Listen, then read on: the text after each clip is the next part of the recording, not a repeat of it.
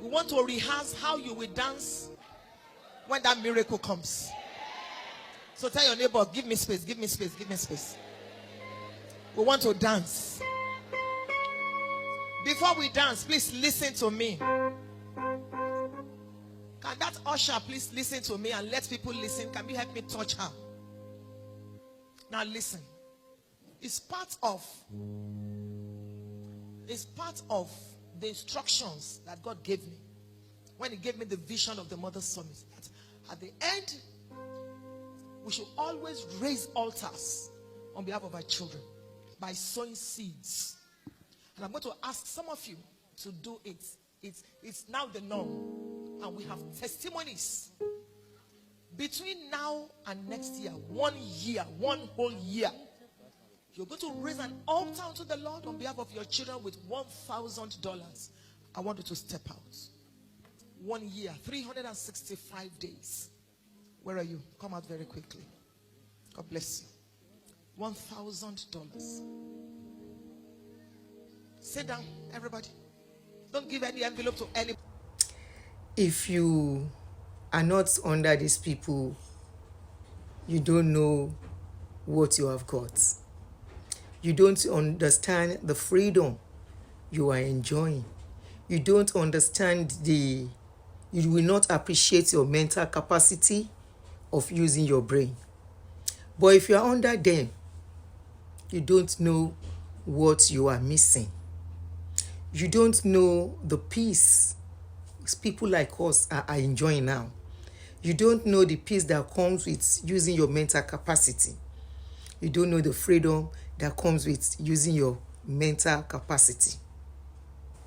Welcome to my YouTube channel. My name remains Real Talk with Auntie Aduni. If you are my subscribers, welcome and thanks for staying on.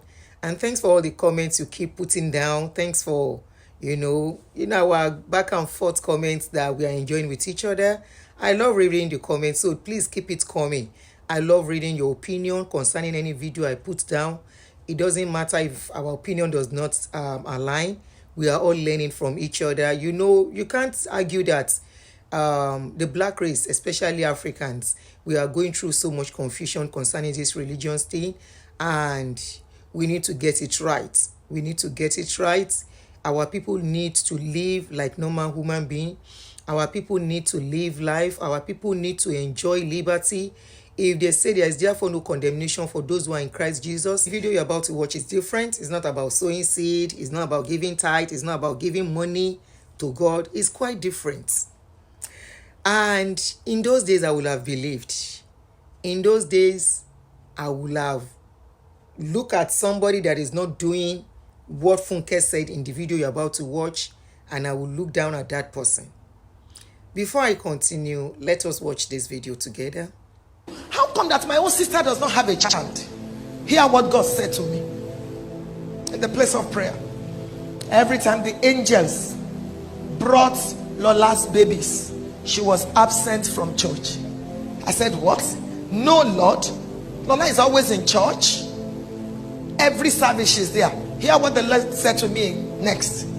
The angels have been instructed not to take her babies to the main service, but to choir rehearsals. Because my sister was waiting on the Lord, she left the choir. She was a singer, so she left. God comes late when he wants to come big. Don't give up at a quarter to your miracle.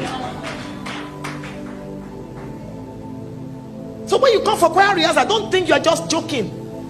The angels are there. God is there. He's sending blessings.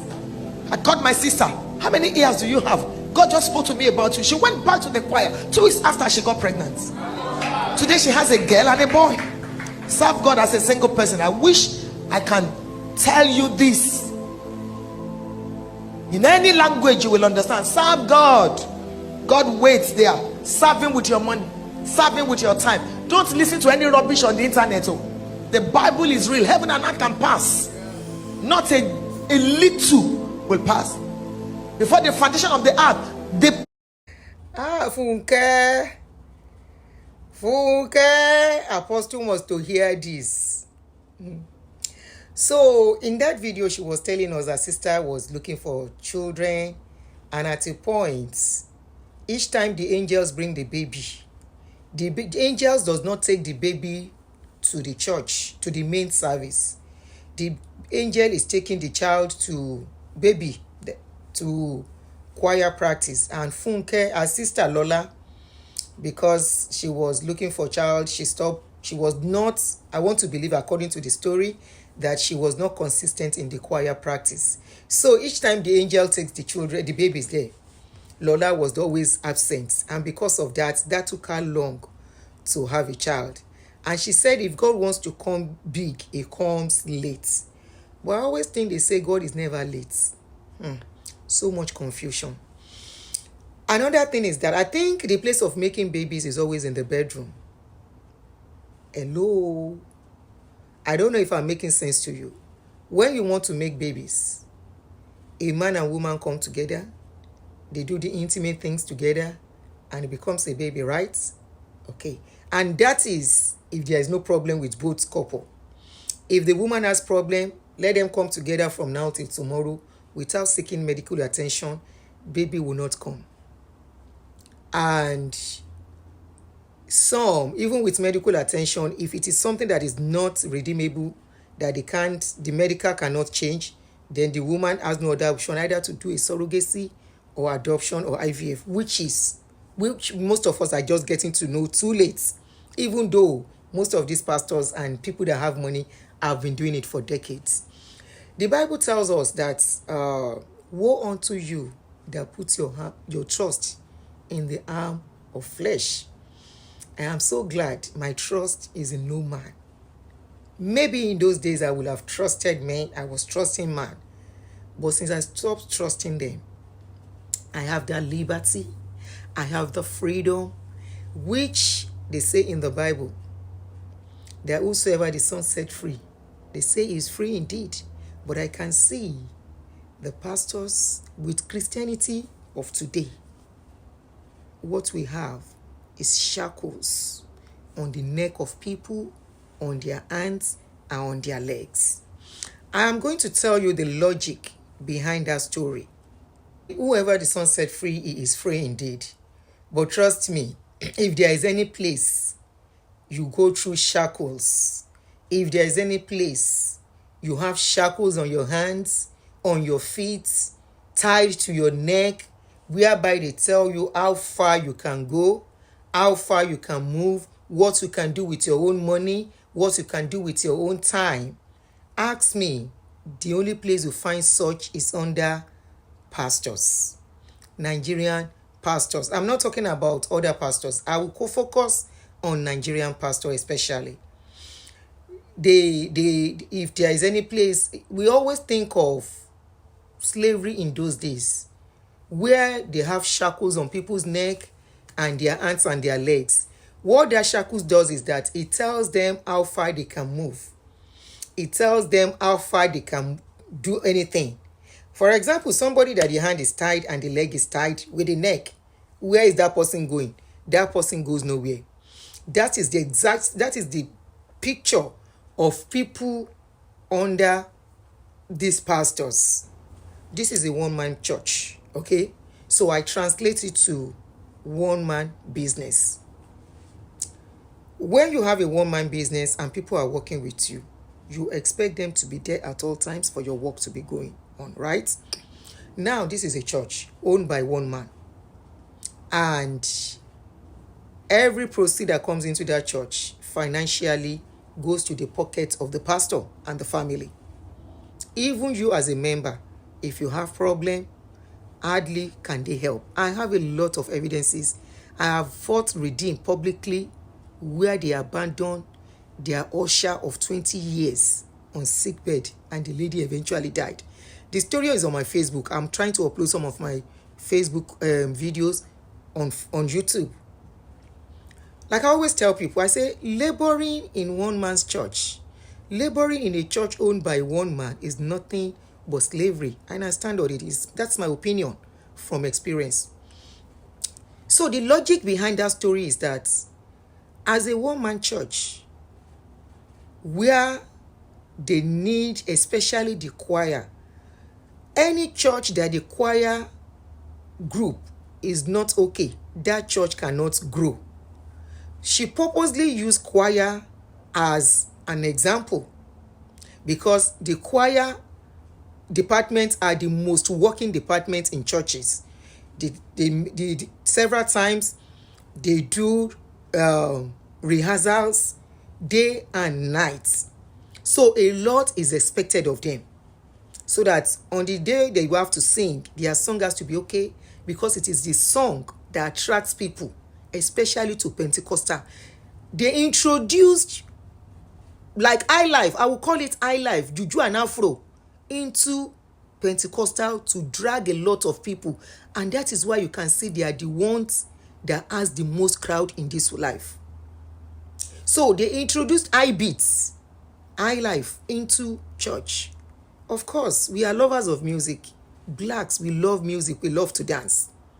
So she purposely used choir as an example, because without choir, church, people will get bored and they may not stop coming gradually. So she said her sister was in the choir. Now my question is, when did God, sometimes when they are talking their lies, I don't know if they don't sit down to rewatch their videos so that next time they are coming out, they don't come up with such lies. Since I've been getting pregnant, I've told my story, how I waited for 7 years and I was going to prayer group. There is no prayer meeting they want to do concerning children that will not be there. Until the day I went, my brain came back and I went for medical assistance. And 3 months, under 3 months, I became pregnant. And since then, I have never used medication to get pregnant. And I can count how many pregnancies I have had since then. At least I have 3 surviving ones, and I have 3 that I lost. I have 3 that I lost due to stress. Without taking medication. I only took medication 1 time because the only problem I was having then was my hormones were not balanced. My prolactin was too high. And medically, when your prolactin is too high, it will affect other hormones to get pregnant. Go and ask your gynecologist or your doctor. They will tell you. And I didn't know all this until I went to see a doctor, a gyne, a specialist. That is the ignorance we deal with. It's unfortunate that the people these videos are meant for may not really get it. Go to doctor when you are looking for child. And after going to doctor, the next step is that I went into the bedroom with my husband, and we did what a man and woman are supposed to do. And I became pregnant. Where in the Bible is it written that when you want to get pregnant, you have to be stationed in a place? That one angel is carrying babies up and down. Which angel is carrying babies? Which angel is carrying babies? If angels are actually carrying babies, then a lot of women, barren women in churches, that has been going from one program to the other for decades, and today they are still childless. Because I have them around me that we grew up together as friends. It took some of them for me to talk sense into their head. As at last year, they are just 2 of them just went to do the needful to have a child. One has done her own adoption since. It's either you have a child by adoption, by natural, or IVF, or surrogacy. Take it or leave it. No pastor has power to give child. Now, she now used analysis of choir. Let me tell you why. Let us not forget that she, on the highlights, I mentioned that she said, you have to give God your money, your time. He needs it, that God needs it. In other words, God's love, God's gift is unconditional. Please don't forget that as well. Okay? It is just like going to Babalawo and you need to do some sacrifice before your prayers can be answered, before you can have a child. Okay? So let's not forget that. As you are watching me, say to yourself, may I never labor in vain. May I never labor for somebody else to eat, because that is what you and you under these people you are doing, especially as a worker. I am not talking to ordinary church members that will come in and breeze in and breeze out. Those ones are not contributing anything. How many times have you seen a pastor's child being in cleaning departments? How many times have you seen a pastor's child doing, what do they call those people? Holy Ghost police. How many times? They make you labor in vain. When it is time that you need their help, they can never be there. Despite your sacrifices physically, your sacrifices financially, your sacrifices in your time. You see why our people will continue to remain unproductive. The time you are supposed to go to work, they are expecting you to come for prayer meeting. And that is one of the reasons why life expectancy is getting lower in Nigeria, especially among people who think they know how to pray to chase death away. They put so much stress on you, so much stress. While pastors and wives are sleeping in their house, you, the workers, you are having, especially choir people, you are having meetings upon meetings in rehearsals. And they are sleeping peacefully, enjoying themselves, watching movies with even the money you have contributed. And you think they will want you to go. No, they can't let you go. They have shackles in your hands. They have put shackles on your feet. They have put shackles on your neck, and everything is tied together. Whatever they say, as long as you remain under them, they will always have something to hold you bound. Look at the analysis she gave. She gave that analysis. Probably some choir members are beginning to change their mind. And she look at it. How can she hold them down? She carries story. She gave them. All these people, I don't think they can ever see forgiveness. On Judgment Day, if there is one, if there is anybody who does not have conscience, it is all these Pentecostal rather people. Because of the money they want to make, they make people lose time, productive time. Many will abandon their businesses to go for prayer practice. Many will abandon their family to go for choir practice. She knows what she's doing. And I don't blame them. Trust me, I don't blame them. Okay, I put market on my table, I want to sell. It is left for you to come and buy. I'm not dragging you. So they didn't drag anybody. But of course, once you enter their net and sign that paper, I want to be a worker, trust me, you have, by yourself, give them your hand, your leg, and your neck to put shackles. And they will be the one to dictate to you how far you can go. For example, there is somebody I know that used to be a worker in a church in Nigeria. And she went to her pastor and said, Pastor, I want to relocate to America. I think this woman is old now. She's about 70 something now. I'm talking about 30 years ago. She went to the pastor and said, Pastor, I want to relocate. You know what the pastor said? Because she was very useful in that church. Pastor said, God said she should not go. That if she should go, evil is awaiting her. But thank God she told somebody. It was this person that she told that gave her the courage and said, what does it mean? Please don't mind him, Jere. So she went to the embassy and she was granted visa. Today, 30 years after, she's still in America doing good. And she said one of the greatest mistakes she would have made in her life was to listen to that pastor. And I always say it. I said, thank God they drove me away in Redeem. If they didn't drive me away, I will still be going from camp to camp, from program to program. Of course, as a widow, we will be praying because of the pains I was going through. But I took myself up after they abandoned me. I stood on my feet.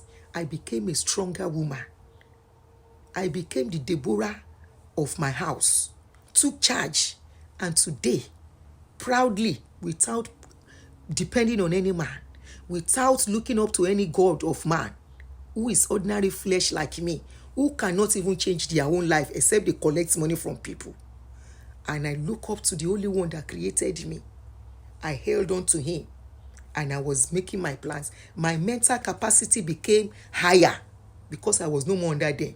I begin to reason like a man. I begin to reason like a warrior. I begin to reason like somebody who has a destination. And what is our destination in life? Their destination in life is to make a living for their family, and they are using you, and you to make that living. My destination in life is to make a living for my children. And I stood up and I took up the strength, and I came. I went for it, and today I conquered. And I'm proud I did.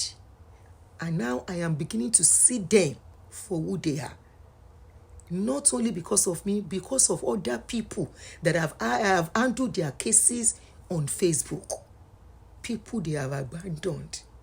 People they have treated badly. And that is why they try to shut me up on Facebook. They connive, they paid people to bring my page, all my pages down. I hope you will get sense. Anything happens to you, you are on your own. The least they will do, give you a little succor. After that, as long as you are not useful anymore, trust me, they don't care about you. As long as you have nothing to offer them anymore, trust me, you will see them in their true color. Because what? They are nothing but businessmen.